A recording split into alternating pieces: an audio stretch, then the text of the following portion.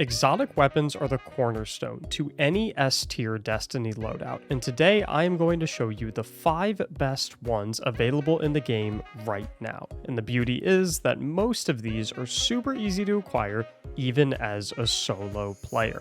We'll talk about how to get each one, when you should be using them in activities, how to get the most use out of them when you are using them, and then give them a score from 1 to 5 in the 4 main categories of Destiny PvE: general use, raiding, dungeons, and Grandmaster Nightfalls. Let's get started. The first on this list is the Izanagi's Burden, acquirable via the Tower Kiosk assuming you own the Forsaken DLC. This weapon shines most in raiding, being able to pump out an incredible amount of damage, especially when paired with an auto-loading rocket in the heavy slot.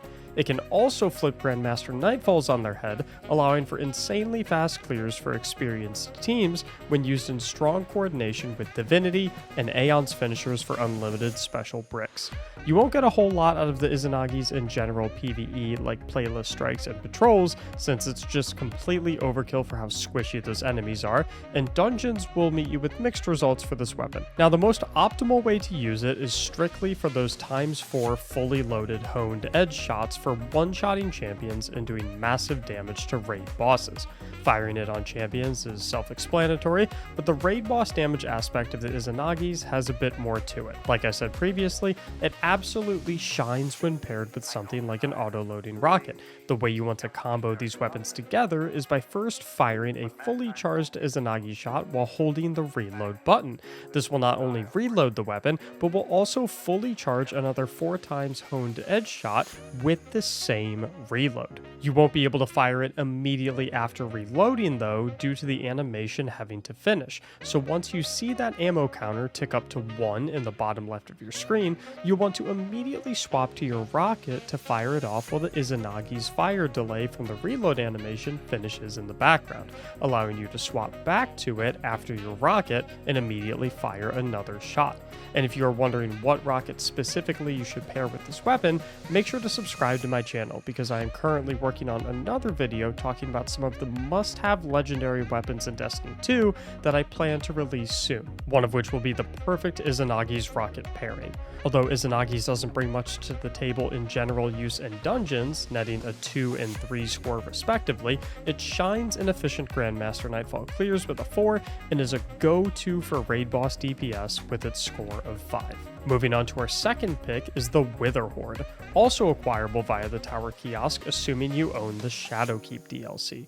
This weapon does it all by granting potent damage over time when stuck to an enemy and allowing you to remain safe from danger while it ticks. But where the Witherhoard really shines is in the ad clear department, where you can not only drop it down in front of doors or on enemy transmat spawns, but also create damage pools by killing stuck targets, further controlling the field. With auto-loading holster built in, it pairs incredibly well with primary ad-clearing weapons for amazing zone control, and with heavy weapons for single target burst. The Witherhoard's ability to equally neutralize entire waves of enemies and make quick work of tankier targets makes it a great choice for all 4 PvE categories, receiving a score of 3 in Grandmaster Nightfalls and a score of 4 in general PvE, raiding, and dungeons.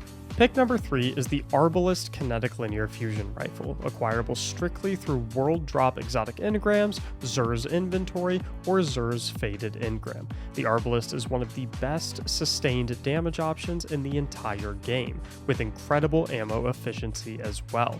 This weapon also literally removes the match game modifier from the entirety of Destiny 2, being able to break any elemental shield in just 1 bullet, refilling its magazine from reserves whenever it does. It can also do the same to any barrier champion shield, making it a must-have for any barrier Grandmaster Nightfall.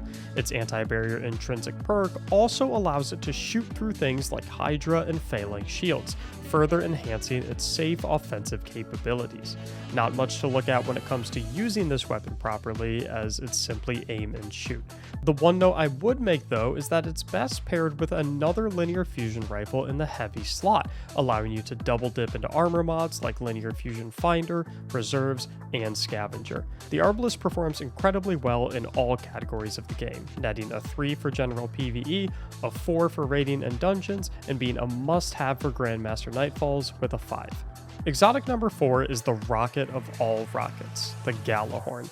This is the first exotic on the list that requires you to have a team to actually get it, sort of. It's acquirable by completing the Grasp of Avarice dungeon, which technically can be soloed, but is designed for a squad of 3 players. If you find yourself needing teammates, the LFG channel in my Discord server linked in the description is the perfect place to find them. The Gjallarhorn is a bit unique in its recommended use, where only one Guardian on your fire team wants to have it equipped at any point in time in most circumstances.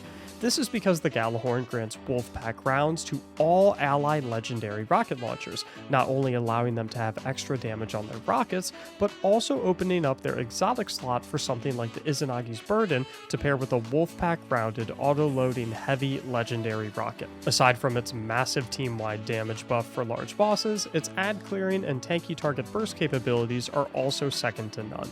It's something that you definitely want in your arsenal, netting a 4 in general PvE, Grandmaster Nightfalls, and dungeons, and a 5 in raids. Finally, we have what is considered by many to be the king of all exotics right now, the Divinity. And hold up, I know there is drama surrounding this weapon at the current moment. This video is literally just telling you which exotics you should be using right now. I'm not saying it shouldn't get nerfed, I'm not saying it should get nerfed, so keep your drama out of here. Anyway, the Divinity is by far the hardest exotic to acquire on this list, requiring you to complete a short quest line culminating in a special version of the Garden of Salvation raid that requires you to do 6 puzzles throughout your run. I'm not going to get into the fine details of how exactly to do these puzzles since it's quite complex. I'd recommend looking up a guide specific to Divinity acquisition after this video, or if you want me to make one, just let me know in the comments down below. The Divinity isn't going to bring you much oomph in general PvE,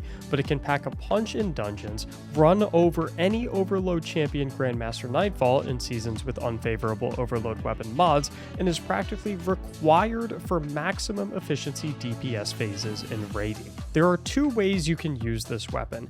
In a situation where you want maximum DPS in a short period of time, and when I say short, I mean you can't even fire your whole mag before it ends short, you'll simply want to hold your shot all the way through. But in situations where you have an extremely long DPS phase where holding down the trigger the entire way through would empty all of your ammo before it's over, you want to actually burst fire the Divinity. Burst firing it will save you on ammo, obviously, but if done correctly, can maintain 100% uptime on the debuff crit bubble. Divinity clocks into general PvE with a 2, rolls up to dungeons with a 3, rocks a 4 in Grandmaster Nightfalls, and sits at the podium with a 5 for raiding. I hope you found this video helpful. Please consider subscribing if you did. Thank you so much for watching, and as always, have a great day.